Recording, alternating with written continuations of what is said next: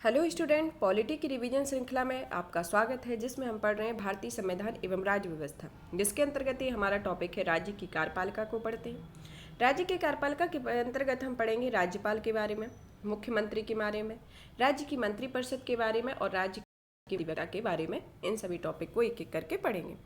चलिए तो स्टार्ट करते हैं और पढ़ते हैं सबसे पहले राज्यपाल के बारे में। राज्यपाल के संदर्भ में क्या क्या विशेषता है, कौन उसकी नियुक्ति करता है, कहाँ पदमुक्ति होती है और नियुक्त होने के लिए क्या अर्हताएं होती हैं, राज्यपाल की क्या शक्तियाँ होती हैं, क्या वेतन होता है, क्या उसको विशेषाधिकार दिए गए हैं, सबकी विस्तृत में चर्चा करते हैं। तो पढ़ते हैं राज्यपाल के बारे में और राज्यपाल राज्य विधानमंडल का एक अभिन्न अंग होता है और राज्य की कार्यपालिका का औपचारिक प्रधान भी होता है तथा केंद्र सरकार का प्रतिनिधि भी होता है।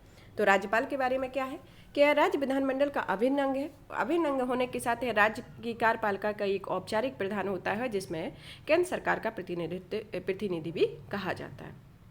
मूल संविधान में व्यवस्था थी कि प्रत्येक राज्य के लिए एक राज्यपाल होगा और अनुच्छेद 153 बाद में 53 के तहत 153 में क्या कहा गया है कि प्रत्येक राज्य के लिए एक राज्यपाल होगा और अनुच्छेद 153 के तहत बाद में इसमें संविधान के 7वें संविधान संशोधन 1956 के तहत इसमें एक परंतु को जोड़कर स्पष्ट किया गया कि एक ही व्यक्ति 2 या 2 से अधिक राज्यों का राज्यपाल बनाया जा सकता है। तो इसमें क्या इम्पोर्टेंट है कि पहला तो ये कि यह राज्य की कार्यपालिका का औपचारिक प्रधान होता है और केंद्र सरकार का एक प्रतिनिधि होता है और अनुच्छेद 153 के अनुसार 53 के अकॉर्डिंग इसमें प्रत्येक राज्य के लिए एक राज्यपाल होगा, यह मूल संविधान में कहा गया है। और 7वें संविधान संशोधन 1956 के माध्यम से एक परंतु जोड़कर स्पष्ट किया है कि एक ही व्यक्ति 2 या 2 से अधिक राज्यों का राज्यपाल बनाया जा सकेगा। इसके संदर्भ में अब राज्यपाल की नियुक्त होने के लिए अर्हताओं जैसे भारत का नागरिक होना चाहिए, दूसरा आती है कि 33 वर्ष की आयु पूरी कर चुका हो और अन्य अर्हताओं में आता है कि वह उस व्यक्ति को संसद के किसी भी सदन या किसी राज्य के विधानमंडल के किसी सदन का सदस्य नहीं होना चाहिए और दूसरा आता है कि इसे राज्यपाल पद आसीन व्यक्ति लाभ का पद कोई धारण नहीं करेगा। तो कौन कौन सी अर्हता है कि भारत का नागरिक होना चाहिए, 35 वर्ष की आयु पूरी कर चुका हो और उस व्यक्ति को जो संसद के किसी सदन में किसी राज्य के विधानमंडल में किसी सदन का सदस्य नहीं होना चाहिए और राज्यपाल पद पर आसीन व्यक्ति लाभ का कोई पद धारण नहीं करेगा।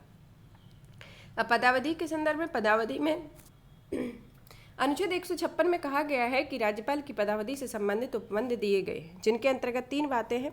इसमें पहला आता है कि राज्यपाल राष्ट्रपति के प्रसाद पर्यंत अपना पद धारण करेगा। दूसरी आती है कि वह राष्ट्रपति को संबोधित त्यागपत्र द्वारा अपना पद छोड़ सकेगा। तीसरा आता है कि उपयुक्त दोनों उपबंधों के अधीन रहते हुए वह 5 वर्ष की अवधि तक अपने पद पर रहेगा और अंत में यह भी कहा गया है कि वह अपने पद की अवधि समाप्त हो जाने पर भी तब तक पद धारण करता रहेगा जब तक कि उसका उत्तराधिकार पद ग्रहण नहीं कर ले। तो राष्ट्रपति के पदावधि के संदर्भ में कौन सा आर्टिकल है? आर्टिकल 156 है, जिसमें राष्ट्रपति के संदर्भ में राज्यपाल के संदर्भ में 3 बातें बताई गई। पहला कि वह राज्यपाल राष्ट्रपति के प्रसाद पर्यंत अपना पद धारण करेगा। दूसरा कि वह राष्ट्रपति को संबोधित त्यागपत्र द्वारा अपना पद छोड़ सकेगा। तीसरा, उपयुक्त दोनों उपबंध के अधीन रहते हुए 5 वर्ष की अवधि तक अपने पद पर बना रहेगा और वह अपने पद पर समाप्त हो जाने पर भी तब तक पद पर रहेगा जब तक कि उसका उत्तराधिकारी पद ग्रहण नहीं कर ले। ये पदावधि के संदर्भ में।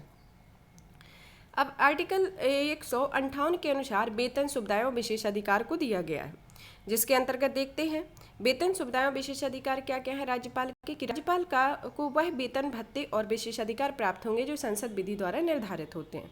राज्यपाल को वर्तमान में 3,50,000 वेतन प्राप्त होता है और अगर किसी व्यक्ति को 2 या 2 से अधिक राज्यों का राज्यपाल नियुक्त किया जाता है तो वे राज्य राष्ट्रपति द्वारा निर्धारित अनुपात के अनुसार उसके वेतन एवं भत्ते का खर्च का वहन करेंगे। तो इसमें राज्यपाल के वेतन एवं सुविधाओं के संदर्भ में कौन सा आर्टिकल है? आर्टिकल 158 है। 158 कहता है कि वह राज्यपाल को यह वेतन भत्ते विशेष अधिकार प्राप्त होंगे जो संसद विधि द्वारा निर्धारित होंगे और राज्यपाल को वर्तमान में प्रतिमाह जो वेतन मिलता है वह 3,50,000 रुपये होता है और अगर किसी व्यक्ति को 2 या 2 से अधिक राज्यों का राज्यपाल नियुक्त किया जाता है तो वे राज्य राष्ट्रपति द्वारा निर्धारित अनुपात के अनुसार उसके वेतन एवं भत्तों का खर्च का वहन करेंगे। तो ये राष्ट्रपति के वेतन सुविधाएं और विशेषाधिकार के संदर्भ में।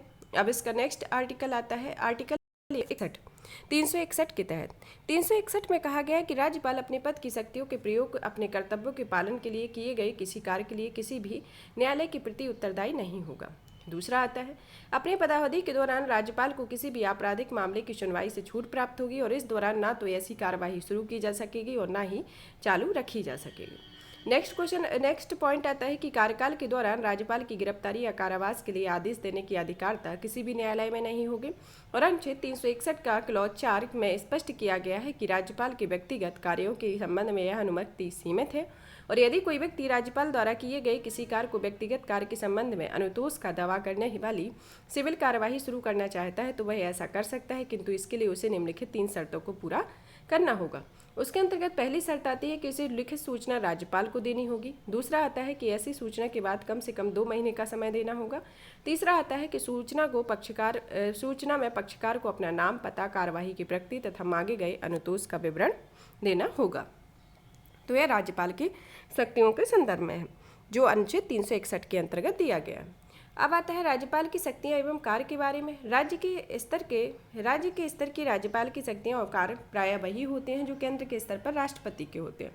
दोनों में अंतर यह है कि राष्ट्रपति के पास सैन्य आपात संबंधी राजनयिक शक्तियां भी होती है, जबकि राज्यपाल के पास नहीं होती। सिर्फ डिफरेंस राष्ट्रपति और राज्यपाल की शक्तियों में क्या होता है कि सैन्य आपात संबंधी राजनयिक शक्तियां राष्ट्रपति के पास होती हैं, ना कि राज्यपाल के पास।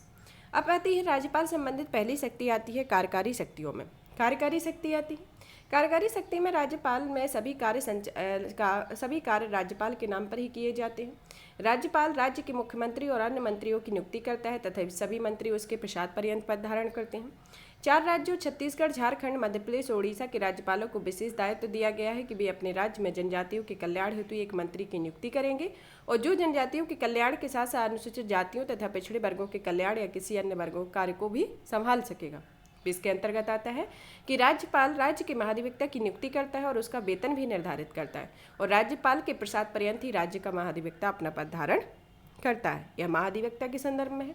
वह मुख्यमंत्री से राज्य के प्रशासन या किसी प्रस्तावित विधान के संबंध में जानकारी की मांग कर सकता है। राज्यपाल की मुख्यमंत्री से किसी भी राज्य के प्रशासन और किसी प्रस्तावित विधान के बारे में जानकारी मांग भी सकता है, और अगर किसी विषय पर संबंधित मंत्री ने निर्णय कर लिया है किंतु मंत्रिपरिषद उस पर विचार नहीं किया है तो राज्यपाल मुख्यमंत्री से अपेक्षा कर सकता है कि वह उस विषय को मंत्रिपरिषद के समक्ष विचार के लिए प्रस्तुत करे। तो यहाँ पर ये विधायी शक्तियाँ, कार्यकारी शक्तियाँ हैं कि कार्यकारी शक्तियों में पहला तो ये कि वह सभी कार्य राज्यपाल के नाम पर किए जाते हैं। दूसरा कि राज्यपाल राज्य के मुख्यमंत्री और अन्य मंत्रियों की नियुक्ति करता है। 4 राज्यों छत्तीसगढ़, झारखंड, मध्य प्रदेश, उड़ीसा में राज्यपालों को विशेष दायित्व दिया गया है, और जो वे अपने राज्य में जनजातियों के कल्याण हेतु एक मंत्री की नियुक्ति करेंगे जो जनजातियों के कल्याण के साथ अनुसूचित जातियों तथा पिछड़े वर्गों के कल्याण या अन्य किसी कार्य को भी संभाल सकेंगे। फिर नेक्स्ट होता है कि राज्यपाल राज्य की महाधिवक्ता की नियुक्ति करता है, और महाधिवक्ता राज्यपाल के प्रसाद पर्यंत ही पद धारण करता है, और मुख्यमंत्री से राज्य के प्रशासन या किसी प्रस्तावित विधान के संबंध में जानकारी मांग सकता है, और अगर किसी विषय पर संबंधित मंत्री ने निर्णय ले लिया है किंतु मंत्रिपरिषद ने उस पर विचार नहीं किया है तो राज्यपाल मुख्यमंत्री से अपेक्षा कर सकता है कि वह उस विषय को मंत्रिपरिषद के समक्ष विचार के लिए प्रस्तुत करे। यह राज्यपाल की कार्यकारी शक्तियाँ हैं। फिर आती है राज्यपाल की विधायी शक्तियाँ। विधायी शक्तियों के संदर्भ में पहला आता है कि यदि राज्य का विधानमंडल द्विसदनीय है तो राज्यपाल विधान परिषद के लिए कुल सदस्यों के 1/6 भाग को मनोनीत कर सकता है, और ये सदस्य ऐसे व्यक्ति होंगे जो साहित्य, विज्ञान, कला, सहकारी आंदोलन और समाज जैसे सेवा में से किसी अन्य विषयों पर विशेष ज्ञान और व्यवहारिक अनुभव रखते हों। फिर नेक्स्ट पॉइंट आता है कि अनुच्छेद 333 के तहत राज्यपाल आंग्ल भारतीय समुदाय का विधानसभा में पर्याप्त प्रतिनिधित्व नहीं होने पर भी एक सदस्य मनोनीत कर सकता है। तो जो अनुच्छेद 333 के अंतर्गत क्या कहा गया है कि राज्यपाल आंग्ल भारतीय समुदाय को विधानसभा में पर्याप्त प्रतिनिधित्व नहीं होने पर एक सदस्य को मनोनीत कर सकता है। नेक्स्ट पॉइंट आता है कि राज्यपाल विधानमंडल के दोनों सदनों के सत्र को आहूत कर सकता है, उसका सत्रावसान कर सकता है और विधानसभा का विघटन करने की शक्ति भी रखता है। राज्यपाल विधानसभा के प्रथम सत्र के आरंभ में, प्रत्येक वर्ष के प्रथम सत्र के आरंभ में तथा संयुक्त अधिवेशन के समक्ष अभिभाषण करता है। नेक्स्ट पॉइंट आता है कि राज्यपाल राज्य के विधानमंडल में लंबित किसी विधेयक के संबंध में या किसी अन्य विषय के संबंध में विधानमंडल के सदन या सदनों को संदेश भेज सकता है। नेक्स्ट पॉइंट आता है कि राज्यपाल राज्य विधानमंडल के किसी सदस्य की नरहरता का निर्वाचन आयोग की सलाह को विनिश्चित कर सकता है, और विनिश्चय उसका अंतिम होगा। कि राज्यपाल राज्य विधानमंडल के किसी सदस्य की नरहरता का निर्वाचन आयोग की सलाह से विनिश्चय करता है और उसका विनिश्चय अंतिम होगा। नेक्स्ट पॉइंट आता है कि राज्य विधानमंडल द्वारा पारित कोई विधेयक अधिनियम तब बनता है जब राज्यपाल उसे अनुमति दे देता है। तो राज्यपाल की विधायी शक्तियों के संदर्भ में कौन कौन सी है? पहला तो ये कि यदि राज्य की यह द्विसदनीय होती है, राज्य की जो विधानमंडल होता है वह द्विसदनीय होता है, तो राज्यपाल विधान परिषद यदि जो जैसे 6 राज्यों में विधान परिषद का गठन किया गया है और भारत के और अन्य राज्यों में विधान परिषद का गठन नहीं है, तो जो 6 राज्य हैं उनमें जो सदस्य होंगे उनके 1/6 सदस्य के भाग को राज्यपाल के द्वारा मनोनीत किया जाएगा, जिसके अंतर्गत आएंगे वह साहित्य, विज्ञान, कला, सहकारी आंदोलन और समाज सेवा से किसी भी विषय में विशेष ज्ञान का व्यवहारिक अनुभव रखते हैं, उनको राज्यपाल के द्वारा मनोनीत किया जाएगा।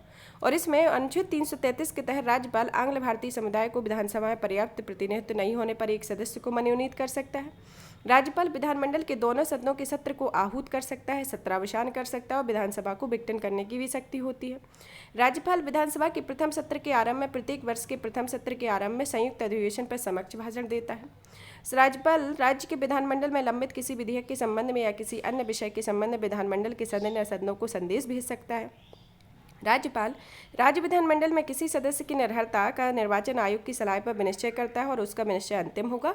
और अंतिम पार्ट रहेगा इसका कि राज्य विधानमंडल द्वारा पारित कोई विधेयक अधिनियम तब बनता है जब राज्यपाल उसे अनुमति दे देता है।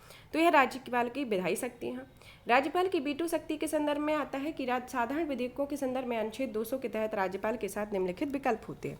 पहला होता है कि वह विधेयक को स्वीकृति देने की घोषणा कर सकता है। दूसरा, वह विधेयक पर स्वीकृति रोकने की घोषणा करता है, जो आत्यंतिक वीटो के अंतर्गत आता है। तीसरा, वह विधेयक को अपनी सिफारिश के साथ विधानमंडल को पुनर्विचार के लिए भेज सकता है यदि विधानमंडल उस विधेयक को राज्यपाल द्वारा सुझाए गए संशोधनों के साथ या उनके बिना पुनः पारित कर देता है, तो राज्यपाल को उसे स्वीकृति देनी पड़ती है, जो निलंबनकारी वीटो के अंतर्गत आता है। फिर नेक्स्ट पॉइंट आता है कि राज्यपाल अनुच्छेद 200 के तहत विधेयकों को राष्ट्रपति की अनुमति के लिए आरक्षित भी रख सकता है और इसकी स्वीकृति के लिए कोई समय सीमा निर्दिष्ट नहीं की गई है, जिसको जेवी वीटो के अंतर्गत किया गया है। तो इसमें राज्यपालों के पास जो साधारण विधेयकों के संबंध में अनुच्छेद 200 के तहत राज्यपाल के साथ निम्नलिखित विकल्प होते हैं कि वह किसी विधेयक को स्वीकृति दे सकता है, किसी विधेयक को रोक सकता है, या फिर विधेयकों को अपनी सिफारिश के साथ विधानमंडल के पुनर्विचार के लिए भेज सकता है और राष्ट्रपति की अनुमति के लिए ऐसे आरक्षित भी रख सकता है, जिसकी कोई समय सीमा निर्धारित नहीं है। अब धन विधेयकों के संबंध में राज्यपाल की शक्तियाँ। धन विधेयकों के संबंध में धन विधेयक राज्यपाल की अनुमति से ही विधानसभा में पेश किए जाते हैं। विधानसभा को वह विधेयक जो स्वीकृति देने की घोषणा कर सकता है, जिसे वह अधिनियम बन जाता है, प्रायः वह स्वीकृति ही देता है, क्योंकि विधानसभा में धन विधेयक पेश किए जाने से पहले उसकी पूर्व सहमति ली जा चुकी है। अध्यादेश जारी करने की शक्ति। राज्यपाल के अध्यादेश जारी करने की शक्ति को संविधान के अनुच्छेद 213 के तहत दिया गया है। यदि विधानसभा मंडल के 2 सदन हैं और दोनों में से कोई एक सदन के बारे में बात करता है, राज्य की विधानसभा सत्र में नहीं है और राज्यपाल को यह समाधान हो जाता है कि ऐसी परिस्थितियां विद्यमान हैं जिनके कारण तुरंत कार्यवाही करना आवश्यक हो गया है, तो वह अध्यादेश जारी कर सकता है। और राज्यपाल केवल उन्हीं विषयों पर अध्यादेश जारी कर सकता है जिन पर कानून बनाने की शक्ति राज्य के विधानमंडल के पास होती है, और इस अध्यादेश का वही बल और प्रभाव होता है जो राज्य के विधानमंडल द्वारा पारित अधिनियम का होता है। अध्यादेश के निरंतर जीवित रहने के लिए जरूरी है कि राज्य का विधानमंडल नया सत्र शुरू होने के 6 सप्ताह की अवधि पूरी होने से पहले उसके अनुमोदन का संकल्प पारित कर दे। राज्यपाल जब चाहे अध्यादेश को वापस ले सकता है। अध्यादेश जारी करने की शक्ति राज्यपाल के किस आर्टिकल के अंतर्गत है? 213 के तहत, जिसके अंतर्गत राज्य के विधानमंडल में अगर कोई सत्र नहीं है तो राज्यपाल को यह समाधान हो जाता है कि ऐसी परिस्थितियां विद्यमान हैं जिनमें तुरंत कार्यवाही करना आवश्यक है, तो वह अध्यादेश जारी कर सकता है। और अध्यादेश जारी केवल उन्हीं विषयों पर किया जाता है जिन पर कानून बनाने की शक्ति राज्य के विधानमंडल के पास होती है, और अध्यादेश को निरंतर जीवित रहने के लिए राज्य का विधानमंडल नया सत्र शुरू होने के 6 सप्ताह की अवधि के पूरी होने के पहले उसके अनुमोदन का संकल्प पारित कर दे, और राज्यपाल जब चाहे अध्यादेश को वापस ले सकता है। राज्यपाल की वित्तीय शक्तियाँ। वित्तीय शक्तियों में यह सुनिश्चित करता है कि राज्यपाल सुनिश्चित करता है कि प्रत्येक वित्तीय वर्ष के संबंध में राज्य की विधानसभा या विधानमंडल के दोनों सदनों के समक्ष वार्षिक वित्तीय विवरण या बजट रखा जाए। राज्यपाल किसी अचानक उत्पन्न हुए खर्च का प्रबंधन करने के लिए राज्य की आकस्मिकता निधि से अग्रिम धनराशि ले सकता है। वह राज्य के लेखों से संबंधित राज्य वित्त आयोग की रिपोर्ट, नियंत्रक महालेखा परीक्षक की रिपोर्ट विधानमंडल के समक्ष प्रस्तुत करता है। वह हर 5 वर्ष के बाद अपने राज्य की पंचायती संस्थाओं को वित्तीय स्थिति का पुनरावलोकन करने के लिए राज्य वित्त आयोग का गठन कर सकता है। तो इसके पास कौन कौन सी वित्तीय शक्तियाँ होती हैं कि वह विधानसभा या विधानमंडल के दोनों सदनों के समक्ष वार्षिक वित्तीय विवरण या बजट रखा जाता है। तथा राज्यपाल किसी अचानक उत्पन्न हुए खर्च का प्रबंधन करने के लिए राज्य की आकस्मिकता निधि से अग्रिम धनराशि निकाल सकता है। और वह राज्य के लेखों से संबंधित राज्य वित्त आयोग की रिपोर्ट तथा नियंत्रक महालेखा परीक्षक की रिपोर्ट को विधानमंडल के समक्ष प्रस्तुत करता है। और हर 5 वर्ष बाद अपने राज्य की पंचायती संस्थाओं की वित्तीय स्थिति का पुनरावलोकन करने के लिए राज्य वित्त आयोग का गठन करता है। यह वित्तीय शक्तियाँ हैं। अब आती है राज्यपाल की विधायी शक्तियों, न्यायिक शक्तियों के बारे में। राज्यपाल की न्यायिक शक्तियों को अनुच्छेद 161 के अंतर्गत राज्यपाल को कुछ दंडों दंडादेशों को क्षमा, निलंबित या परिवर्तित करने की शक्ति दी गई है। यह शक्ति राष्ट्रपति की शक्ति के ही समान है। क्षमादान के मामले में राष्ट्रपति और राज्यपाल की शक्तियों में 3 का अंतर है। पहली शक्ति जो राष्ट्रपति केंद्रीय विधियों के मामले में, जबकि राज्यपाल राज्य विधियों के मामले में क्षमादान कर सकता है। मृत्युदंड को माफ करने की शक्ति राष्ट्रपति के पास एक अनन्य अधिकार होता है, चाहे वह केंद्रीय विधि के तहत हो या राज्य विधि के तहत। और राज्यपाल के पास मृत्युदंड के मामले में सीमित शक्ति दी गई और वह अधिक से अधिक उसे स्थगित, प्रविलंबित अथवा लघुकृत कर सकता है। राज्यपाल सैन्य न्यायालयों द्वारा सजा प्राप्त व्यक्ति की कुछ मदद नहीं कर सकता, जबकि राष्ट्रपति सजा को कम कर सकता है या माफ कर सकता है। यह न्यायिक शक्तियों के संदर्भ में। आपात शक्तियाँ यदि राज्यपाल को इस बात का समाधान हो जाता है कि उसके राज्य में ऐसी परिस्थितियाँ उत्पन्न हो गई है कि राज्य का शासन संवैधानिक उपबंधों के अनुसार नहीं चलाया जा रहा है, तो वह राष्ट्रपति को इस आशय की रिपोर्ट भेज सकता है। और राष्ट्रपति यदि उचित समझे तो इस रिपोर्ट के आधार पर राज्य में अनुच्छेद 356 के तहत आपात की घोषणा कर सकता है। यदि राष्ट्रपति ऐसी घोषणा हालांकि राज्यपाल की रिपोर्ट के बिना भी कर सकता है। विवेकाधीन शक्तियों के बारे में। विवेकाधीन शक्तियाँ व्यक्ति रूप में विवेकाधीन शक्तियाँ दी गई हैं, जिसके अंतर्गत पहली आती है कि राष्ट्रपति के विचारात किसी विधेयक को आरक्षित करना। दूसरी आती है कि राज्य में राष्ट्रपति शासन की सिफारिश करना। तीसरा आता है अतिरिक्त प्रभार की स्थिति में पड़ोसी के अनुशासित राज्य में बतौर प्रशासक के रूप में कार्य करते समय शक्तियाँ।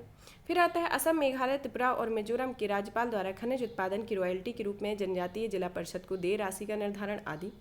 अव्यक्त रूप से विद्यमान विवेकाधीन शक्तियाँ होती हैं जो विधानसभा चुनाव में किसी भी दल को पूर्ण बहुमत न मिलने की स्थिति में कार्यकाल के दौरान अचानक मृत्यु, मुख्यमंत्री का निधन हो जाने या उसका निश्चित उत्तराधिकारी न होने पर मुख्यमंत्री की नियुक्ति के मामले के संदर्भ में होता है। फिर नेक्स्ट आती है कि यह राज्य विधानसभा विश्वास मत हासिल न करने के लिए मंत्रिपरिषद की बर्खास्तगी के मामले में होता है। फिर इसका अंतिम पॉइंट होता है कि मंत्रिपरिषद के अल्पमत में आने पर राज्य विधानसभा को विघटित करता है। तो विवेकाधीन शक्तियाँ यह राज्यपाल की हैं कि वह राष्ट्रपति के विचारात किसी विधेयक को आरक्षित करता है, राज्य में राष्ट्रपति शासन की सिफारिश कर सकता है, अतिरिक्त प्रभार की स्थिति में पड़ोसी के अनुशासित राज्य के बतौर प्रशासक के रूप में कार्य करने समय शक्तियाँ होती हैं।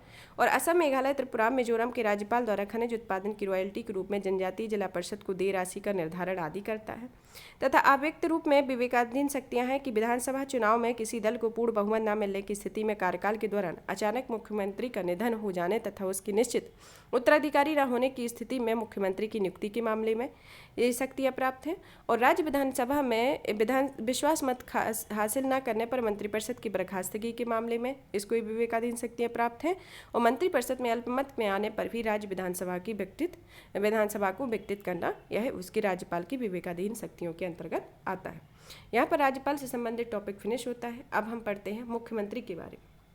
मुख्यमंत्री के बारे में पढ़ते हैं तो मुख्यमंत्री की नियुक्ति संविधान के अनुच्छेद 164 के क्लॉज 1 में बताया गया है कि मुख्यमंत्री की नियुक्ति राज्यपाल करेगा और अन्य मंत्रियों की नियुक्ति मुख्यमंत्री राज्यपाल की सलाह पर करेगा। मुख्यमंत्री के पद पर किसी भी ऐसे व्यक्ति को भी नियुक्त किया जा सकता है जो विधानमंडल या किसी सदन का सदस्य ना हो। और अनुच्छेद 164 के क्लॉज 4 के उपबंधों के तहत ऐसी नियुक्ति 6 महीने के लिए वैध रहेगी। तो ये इसके संबंध में मुख्यमंत्री के संदर्भ में। मुख्यमंत्री के दायित्व के संदर्भ में कि अनुच्छेद 167 के क्लॉज का में के अनुसार मुख्यमंत्री का यह कर्तव्य होता है कि वह राज्य सरकार के प्रशासन से संबंधित सभी निर्णयों, प्रस्तावित कानूनों की जानकारी राज्यपाल को प्रेषित करते हैं। और अनुच्छेद 167 के खा के अंतर्गत आता है कि मुख्यमंत्री राज्यपाल द्वारा प्रशासन के संबंध में मांगी गई जानकारी प्रेषित करता है। अनुच्छेद 167 के क्लॉज गा के अंतर्गत आता है कि मुख्यमंत्री का भी किसी मंत्री के निर्णय को मंत्रिपरिषद के समक्ष रखने का कर्तव्य होता है। फिर इसका नेक्स्ट पॉइंट आता है कि वह मंत्रिपरिषद की बैठकों की अध्यक्षता करता है, वह विधानमंडल के समक्ष सरकार की नीतियों को प्रस्तावित करता है, वह राज्यपाल को विधानमंडल के विभिन्न सत्र को आहूत करने, सत्रावसान करने की सलाह देता है तथा वह विधानमंडल का विघटन करने संबंधी निर्णय भी कर सकता है तथा वह सामान्य स्थितियों में राज्यपाल को उसकी सलाह माननी होती है। और यदि मंत्रिपरिषद को विधानसभा का विश्वास हासिल ना होता है तो उसे राज्यपाल यह सिफारिश करने के लिए मना कर सकता है। और इसका जो कार्यकाल होता है जो कार्यकाल है, मुख्यमंत्री का कार्यकाल निश्चित नहीं होता है। इसे ब्रिटिश शासन प्रणाली का अनुसरण करते हुए मुख्यमंत्री का कार्यकाल अधिकतम उतना ही होता है जितना कि विधानसभा का कार्यकाल होता है। और विधानसभा का कार्यकाल सामान्य स्थितियों में 5 वर्ष का होता है। और यदि संसद अनुच्छेद 172 के अनुबंधों के तहत विधानसभा की अवधि बढ़ा देती है तो मुख्यमंत्री का कार्यकाल भी बढ़ जाता है। तो मुख्यमंत्री के संदर्भ में कौन कौन सा इंपॉर्टेंट पॉइंट है कि मुख्यमंत्री की नियुक्ति अनुच्छेद 164 के क्लॉज 1 के अंतर्गत में मुख्यमंत्री की नियुक्ति राज्यपाल करेगा और अन्य मंत्रियों की नियुक्ति राज्यपाल मुख्यमंत्री की सलाह पर करेगा। और मुख्यमंत्री के पद पर किसी ऐसे व्यक्ति को नियुक्त किया जाता है जो विधानमंडल के किसी सदन का सदस्य ना हो। तो ये मुख्यमंत्री के संदर्भ में। और मुख्यमंत्री की जो नियुक्ति है वह कब तक वैध रहेगी, उसे अनुच्छेद 164 के क्लॉज 4 में उपबंधों के तहत ऐसी नियुक्ति 6 महीने के लिए वैध होगी। ये इसके संदर्भ में कहा गया। मुख्यमंत्री के दायित्व के संदर्भ में अनुच्छेद 167 के क्लॉज का के अनुसार कहा गया है कि मुख्यमंत्री का कर्तव्य होगा कि वह राज्य सरकार के प्रशासन से संबंधित सभी निर्णयों तथा प्रस्तावित कानूनों को जानकारी राज्यपाल को प्रेषित करे। और अनुच्छेद 167 के क्लॉज खा के अंतर्गत कहा गया है कि मुख्यमंत्री राज्यपाल द्वारा प्रशासन के संबंध में मांगी गई जानकारी प्रेषित करता है। और अनुच्छेद 167 के गा के अंतर्गत कहा गया है कि मुख्यमंत्री का भी किसी मंत्री के निर्णय को मंत्रिपरिषद के समक्ष रखने का कर्तव्य होगा है।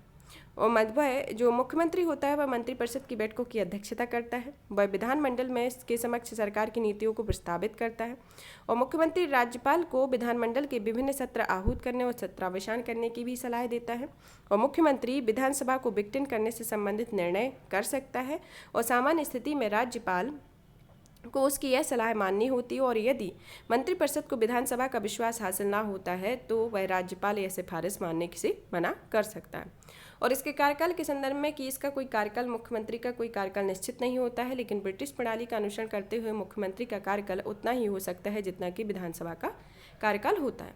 और विधानसभा का कार्यकाल सामान्य स्थिति में 5 वर्ष होता है। और यदि अनुच्छेद 172 के उपबंधों के तहत विधानसभा की अवधि बढ़ा देती है तो मुख्यमंत्री का कार्यकाल भी बढ़ जाता है। तो किसके तहत, किस अनुच्छेद के तहत अवधि बढ़ाने का प्रावधान किया गया है?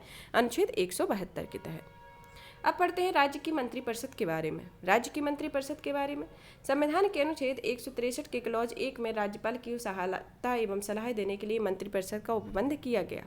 किसके अंतर्गत? संविधान के अनुच्छेद 163 के क्लॉज 1 के अंतर्गत। अनुच्छेद 164 के क्लॉज 1 में स्पष्टता कहा गया है कि राज्यपाल मुख्यमंत्री की सलाह पर मंत्रियों की नियुक्ति करेगा। किसमें कहा गया है कि अनुच्छेद 164 के क्लॉज 1 में कहा गया है कि राज्यपाल मुख्यमंत्री की सलाह पर मंत्रियों की नियुक्ति करता है। और अनुच्छेद 164 के क्लॉज 1 में कहा गया है कि यदि छत्तीसगढ़, झारखंड, मध्य प्रदेश और उड़ीसा राज्यों में जनजातियों के कल्याण के लिए एक मंत्री होगा। इसी आर्टिकल में यह भी कहा गया है कि छत्तीसगढ़, झारखंड, मध्य प्रदेश और उड़ीसा राज्यों में जनजातियों के कल्याण के लिए एक मंत्री की भी नियुक्ति होगी। जो यह भी आर्टिकल 164 के क्लॉज 1 में कहा गया है। आर्टिकल 164 के क्लॉज 2 में कहा गया है कि मंत्रिपरिषद का सामूहिक उत्तरदायित्व विधानसभा के प्रति बताया गया है। इसमें जो व्यक्तिगत उत्तरदायित्व होते हैं, व्यक्तिगत उत्तरदायित्व के संदर्भ में देखते हैं कि व्यक्तिगत उत्तरदायित्व का सिद्धांत अनुच्छेद 164 के क्लॉज 1 में निहित है, जिसमें कहा गया है कि मंत्री राज्यपाल के प्रसाद पर्यंत अपना पद धारण करेगा। मंत्री मतलब मुख्यमंत्री राज्यपाल के प्रसाद पर्यंत अपने पद धारण करेगा। और इसका तात्पर्य है कि मंत्री सामूहिक रूप से भले ही विधानसभा के प्रति उत्तरदायी हो, लेकिन व्यक्तिगत तौर पर वह कार्यपालिका के प्रति उत्तरदायी होता है। सामूहिक रूप से वह विधानसभा के प्रति उत्तरदायी होता है, लेकिन व्यक्तिगत तौर पर वह कार्यपालिका के प्रति उत्तरदायी होता है। और यदि मुख्यमंत्री किसी मंत्री के आचरण या किसी कार्य के प्रति असंतोष हो जाए तो वह उसे इस्तीफा मांग सकता है। और यदि वह मंत्री इस्तीफा देने से आनाकानी करता है तो मुख्यमंत्री राज्यपाल को सलाह देकर उसे पद से हटवा भी सकता है। अब इसके विधिक उत्तरदायित्व में आता है कि वह केंद्र सरकार की मंत्रियों की तरह राज्यों के मंत्रियों को भी विधिक उत्तरदायित्व से मुक्त रखा गया है, जिसका अर्थ होता है कि मंत्रियों को राज्यपाल के पास भेजे गए अधिनियमों, आदेशों पर हस्ताक्षर करने की बाध्यता नहीं है। और न्यायालय भी इस पर विचार नहीं कर सकता है कि मंत्रियों ने राज्यपाल की कोई सलाह दी है या नहीं, और यदि दी है तो वह क्या दी, उस पर वह क्वेश्चन कर सकता है, जिसको अनुच्छेद 163 के क्लॉज 3 के तहत विधिक उत्तरदायित्व के बारे में कहा गया। अब मंत्रिपरिषद के आकार के संदर्भ में संविधान के अनुच्छेद 163 के क्लॉज 1 की सब क्लॉज का में 91वें संविधान संशोधन 2003 के तहत उपबंध किया गया है कि मंत्रिपरिषद में मुख्यमंत्री सहित मंत्रियों की कुल संख्या विधानसभा के सदस्यों की कुल संख्या का 15% से अधिक नहीं होगी, परंतु किसी राज्य में मुख्यमंत्री सहित मंत्रियों की संख्या 12 से कम नहीं होगी। तो इसमें क्या कहा गया है कि संविधान के अनुच्छेद 163 के क्लॉज 1 की सब क्लॉज का में कहा गया है कि यह उपबंध किया गया है कि मंत्रिपरिषद मुख्यमंत्री सहित मंत्रियों की कुल संख्या विधानसभा के सदस्यों की कुल संख्या का 15% से अधिक नहीं होगी, और परंतु किसी राज्य में मुख्यमंत्री सहित मंत्रियों की संख्या 12 से कम नहीं होगी। यह मंत्रिपरिषद के आकार के संदर्भ में। अब दल विरोध से संबंधित प्रावधान में अनुच्छेद 164 के क्लॉज 1 के सब क्लॉज ख में, जिसको 91वें संविधान संशोधन 2003 के तहत जोड़ा गया है, के अनुसार राज्य के विधानमंडल के किसी सदन का कोई सदस्य जिसे 10वीं अनुसूची को 52वें संविधान संशोधन अधिनियम 1985 के तहत जोड़ा गया के पैरा 2 के अधीन उस सदन के सदस्य होने के अयोग्य ठहरा दिया गया है कि अपनी पदावधि समाप्त होने पर या पुनर्निर्वाचित होने तक मंत्री पद प्राप्त करने के लिए अयोग्य होगा। दल बदल की स्थिति में अब कम से कम 2/3 सदस्यों द्वारा किसी अन्य दल में किया गया विलय ही कानूनी तौर पर मान्य होता है, और यदि उससे कम सदस्य दल छोड़ने का फैसला करता है तो उसे सदन के सदस्य के लिए सदस्य नहीं रहते और उन्हें जनता से पुनः निर्वाचित होना पड़ता है। अब पढ़ते हैं इसका अंतिम जो टॉपिक है राज्य के महाधिवक्ता के बारे में।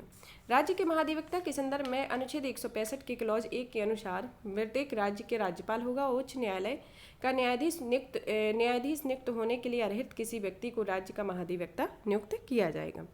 महाधिवक्ता राज्यपाल के प्रसाद पर्यंत पद धारण करता है और यदि वही उसका पारिश्रमिक तय करता है जो राज्यपाल उसके लिए निर्धारित करे।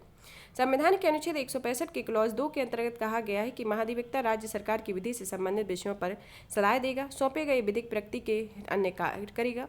अनुच्छेद 177 में कहा गया है कि महाधिवक्ता को विधानमंडल के किसी सदन या दोनों सदनों की संयुक्त बैठक या विधानमंडल की किसी समिति जिसका वह सदस्य है की कार्यवाही में भाग लेने बोलने का अधिकार होगा, किंतु उसे मत देने का अधिकार नहीं होगा। संविधान के अनुच्छेद 194 के 4 के तहत कहा गया है कि विधानमंडल सदस्य को अपने कार्यकाल के दौरान प्राप्त सभी विशेष अधिकार एवं अनुमतियां भी महाधिवक्ता को प्राप्त होती है, और साधारण नियम यह बताता है कि राज्य सरकार के विरुद्ध लाए गए मामलों में महाधिवक्ता सरकार की तरफ से न्यायालय में उपस्थित होता है। और राज्य सरकार ने जिस मामले में उसकी सलाह ली है वह उसे सरकार के विरुद्ध मुकदमा नहीं लड़ सकता, और राज्य सरकार की अनुमति के बिना वह किसी भी आपराधिक मामलों में अभियुक्तों की प्रतिरक्षा कर सकता है, न ही किसी कंपनी के निर्देशक के पद पर अपनी नियुक्ति स्वीकार कर सकता है। यहाँ पर यह महाधिवक्ता से संबंधित प्रावधान रहे, जहाँ पर आज हमने पढ़ा है राज्यपाल के बारे में, मुख्यमंत्री के बारे में, राज्य की मंत्रिपरिषद के बारे में और महाधिवक्ता के बारे में। तो यहाँ पर राज्य की कार्यपालिका का टॉपिक फिनिश होता है। नेक्स्ट क्लास में हम राज्य की विधायिका के साथ मिलेंगे, और भी इसी तरीके की वीडियो को देखते रहिए। चैनल को लाइक करें, सब्सक्राइब करें, शेयर करें। धन्यवाद।